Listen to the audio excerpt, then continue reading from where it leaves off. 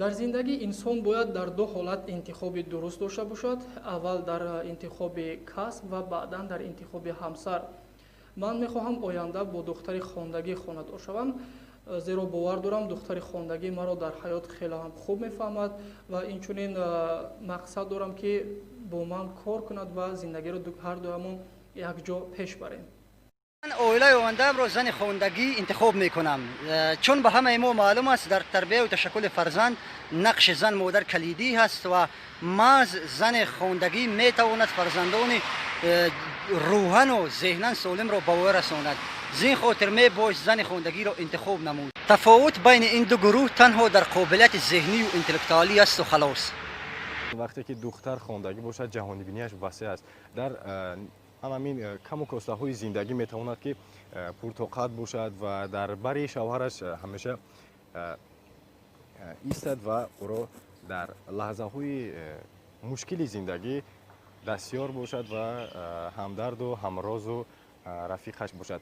بنابراین من کوشش میکنم که در آینده حتما زن خواندگی گیرم. میشود که از نفهمیدن یکدیگر، از ندونستن این و اون کم و کمبودی‌های زندگی، همین جهانبینی پس داشتن دخترها بیشتر با زندگی که دارند طاقت نمیکنند. بنابراین سبب پوش خوردن اویله‌های بسیار جوان میگردد و اگر دختر که خواندگی باشد، جهانبینیش وسیع باشد، هم در زندگی میتواند که به شوهر یاردم کند، هم میتواند که فرزندان خود را در راهی درست تربیت نماید و به وی رساند.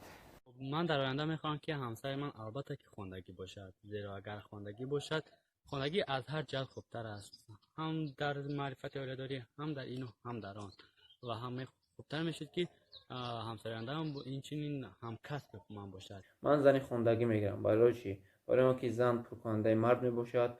من میخوام که همسر من در پارلمان ایستاده برای پیشروی زندگیمون کار و فعالیت نماید.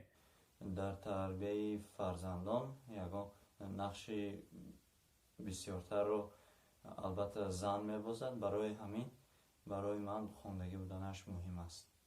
نقشه دارم با دختر اویله‌دار شوم که دارای معلومات عالی باشد و در زندگی مرا درک کند، زیرا که حیات شب و فرازهای زیاد دارد.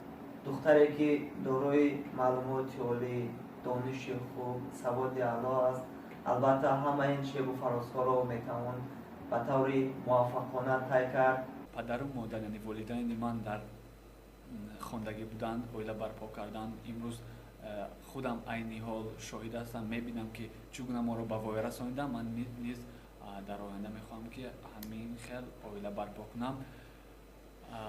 اگر دختر خواندگی باشد، معلومات عالی داشته باشد، او در زندگی هیچگاه خارزار نمیشود. خوش امروزها بسیار به نظر میرسد که بعضی نفران اویله برپا میکنند، بعد از چند روز آنها اویله هاشان پاش میخورند. سبب آن در آن است که از بیسوادی یا اینکه معلومات خوب نداشتن دختران میباشد.